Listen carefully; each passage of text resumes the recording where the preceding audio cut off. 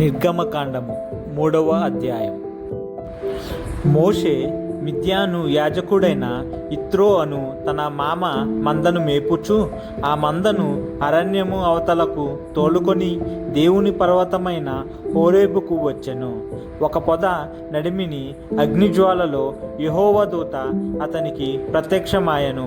అతడు చూచినప్పుడు అగ్ని వలన ఆ పొద మండుచుండెను, గాని పొద కాలిపోలేదు. అప్పుడు మోషే, ఆ పొద ఎలా కాలిపోలేదో నేను ఆ తట్టు వెళ్ళి ఈ గొప్ప వింత చూచెదననుకొనెను. దానిని చూచుటకు అతడు ఆ తట్టు వచ్చుట యెహోవా చూచెను. దేవుడు ఆ పొద నడుమ నుండి మోషే మోషే అని అతనిని పిలిచెను.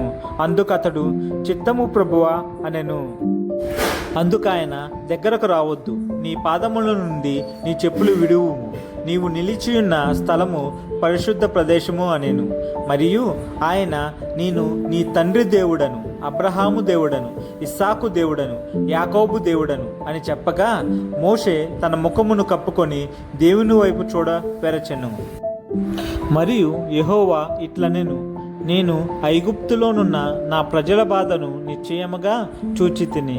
పనులలో తమ్మను కష్టపట్టు వారిని బట్టి వారు పెట్టిన మొరను వింటిని. వారి దుఃఖములు నాకు తెలిసేయున్నవి. కాబట్టి ఐగుప్తీయుల చేతిలో నుండి వారిని విడిపించుటకును ఆ దేశంలో నుండి విశాలమైన మంచి దేశమునకు, అనగా కనానీయులకు, హిత్తీయులకు, అమోరీయులకు, పెరిజ్జీయులకు, హివ్వీయులకు, యెబూసీయులకు నివాస స్థానమై పాలు తేనెలు ప్రవహించు దేశమునకు వారిని నడిపించుటకును దిగివచ్చి ఉన్నాను. ఇశ్రాయేలీల మొర నిజముగా నా యొద్దకు చేరినది. ఐగుప్తీయులు వారిని పెట్టుచున్న హింస చూచితిని. కాగా రమ్ము, నిన్ను ఫరో యొద్దకు పంపెదను.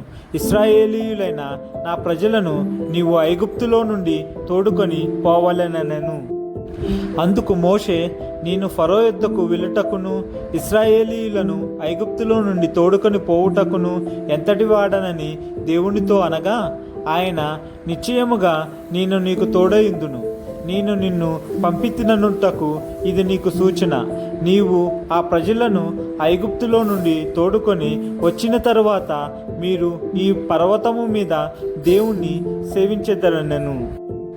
మోషే, చిత్తగించుము, నేను ఇశ్రాయేలీల యొద్దకు వెళ్ళి వారిని చూచి, మీ పితరుల దేవుడు మీ యొద్దకు నన్ను పంపెనని వారితో చెప్పగా, వారు ఆయన పేరేమి అని అడిగిన ఎడల వారితో నేనేమి చెప్పవలెనని దేవుణ్ణి అడిగెను.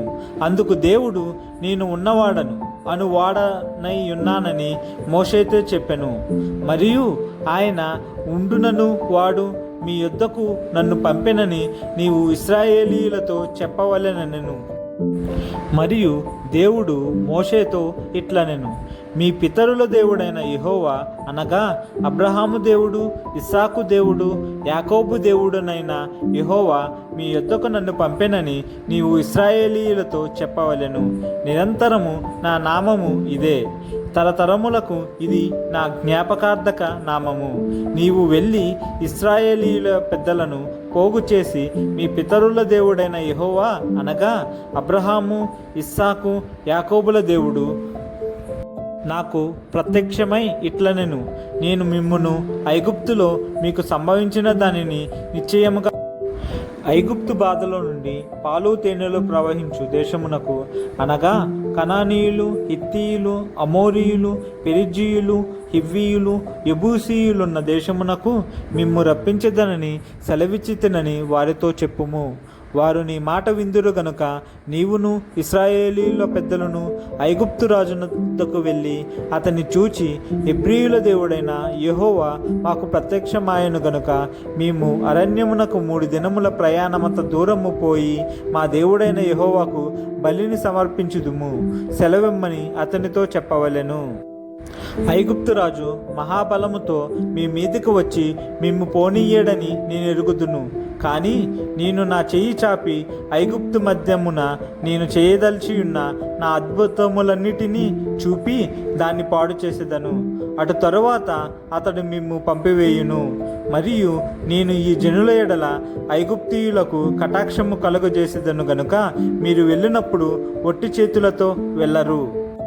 ప్రతి స్త్రీయు తన పొరుగు దానిని, తన ఇంట నుండి దానిని, వెండి నగలను, బంగారు నగలను, వస్త్రములను ఇమ్మని అడిగి తీసుకొని మీరు వాటిని మీ కుమారులకును మీ కుమార్తెలకును ధరింపచేసి ఐగుప్తీయులను దోచుకొందురనెను.